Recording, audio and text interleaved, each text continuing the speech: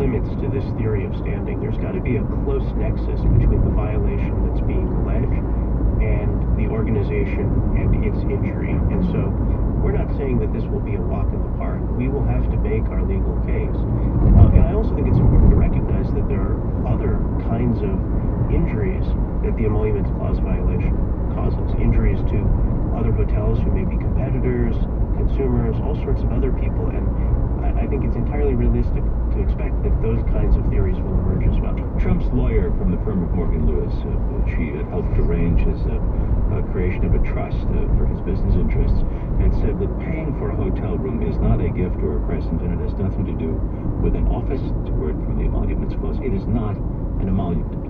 Well, the framers used two words. They used the word present and they used the word emolument. So present describes something that I give you without getting anything in return. An emolument describes a payment where maybe I expect something in return.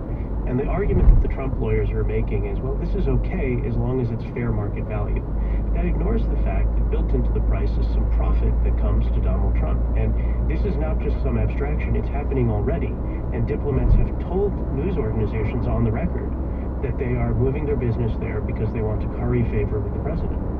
Should your suit proceed, would it be right for it to gain access to Donald Trump's tax records?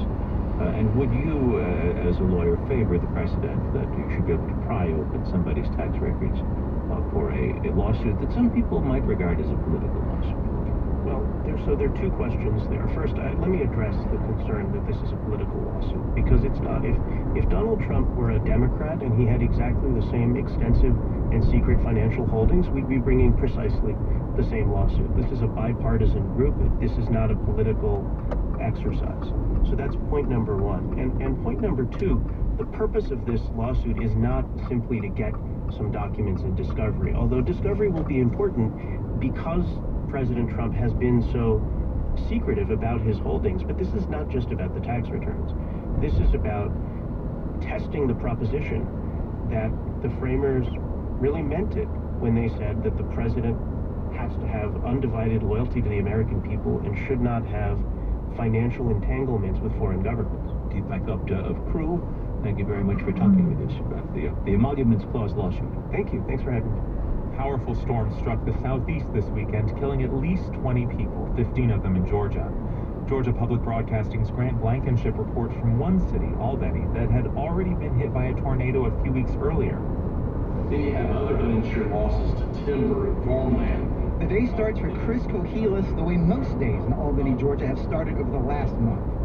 Cohelis, chairman of the Dougherty County Commission, tells members of the media what a storm has done to his city.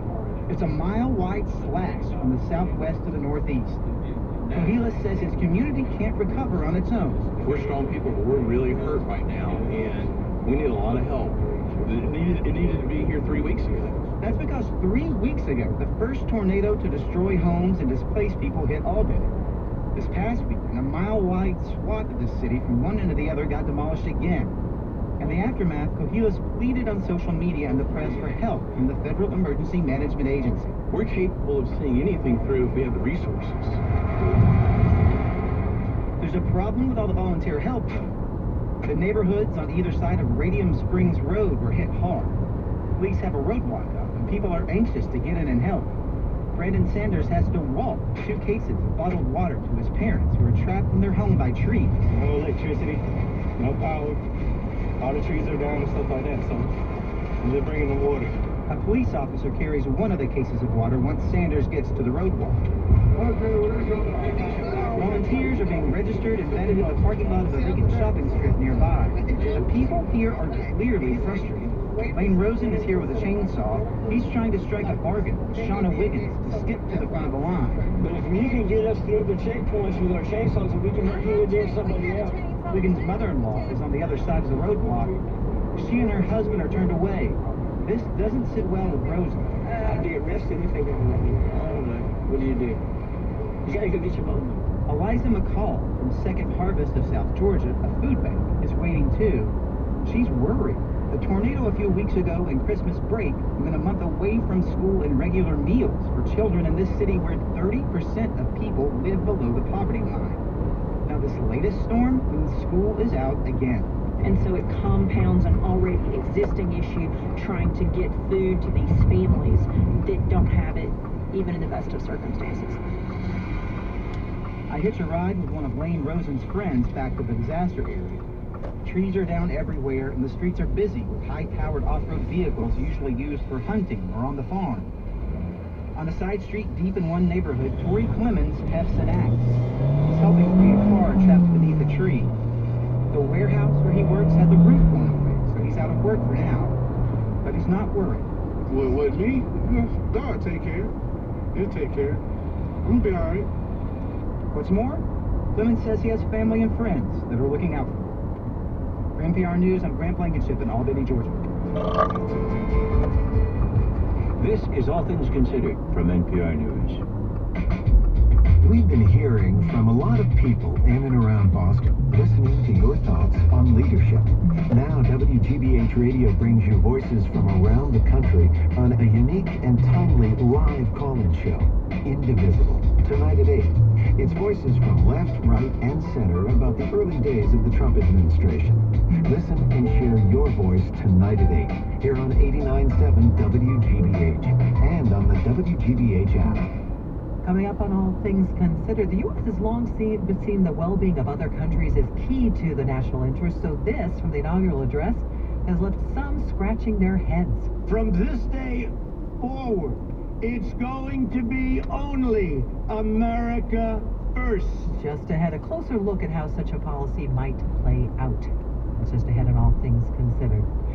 Tonight at 7 on WGBH News Greater Boston, Jim Rowdy hosts conversations with people who make a difference in our community. Tonight we're going to get a report from Marjorie Egan and from other local people who made the trip from Boston to Washington, D.C.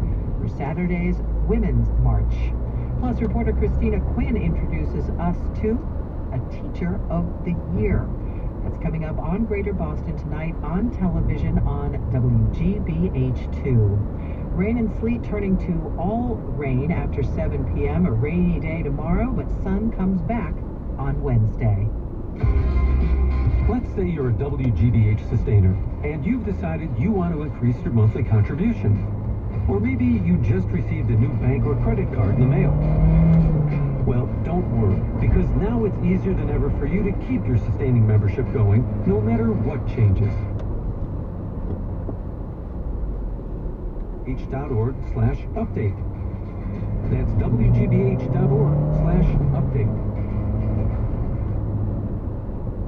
Support for NPR comes from NPR member stations and from Stitch Fix, a personal styling service for women and men that has stylists learn what customers like before sending hand-picked clothing and accessories.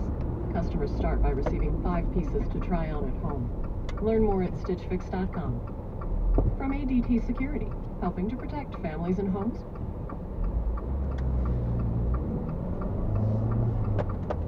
Foundation, expanding opportunities in America's cities through grant-making and social investing. More at Kresge.org.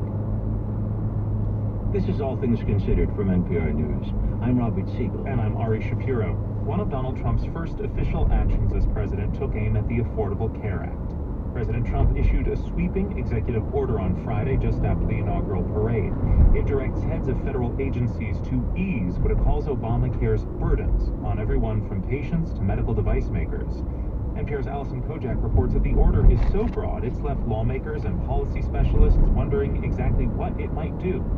Trump's order tells the incoming Secretary of Health and Human Services and all the other agency leaders to, quote, waive, defer, grant exemptions from, or delay, quote, the implementation or enforcement of Obamacare rules.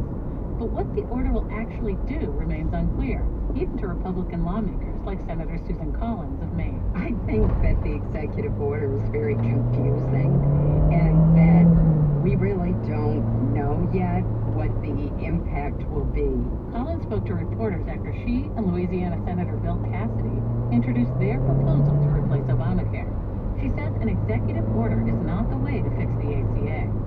Still, the order could have an immediate impact on the health insurance market, depending on how aggressive Trump wants to be. And right now, his intentions aren't obvious, says Joel Michael, a partner at the law firm McDermott, Will & Emery. It's not clear whether, they'll use this to begin to actually implement these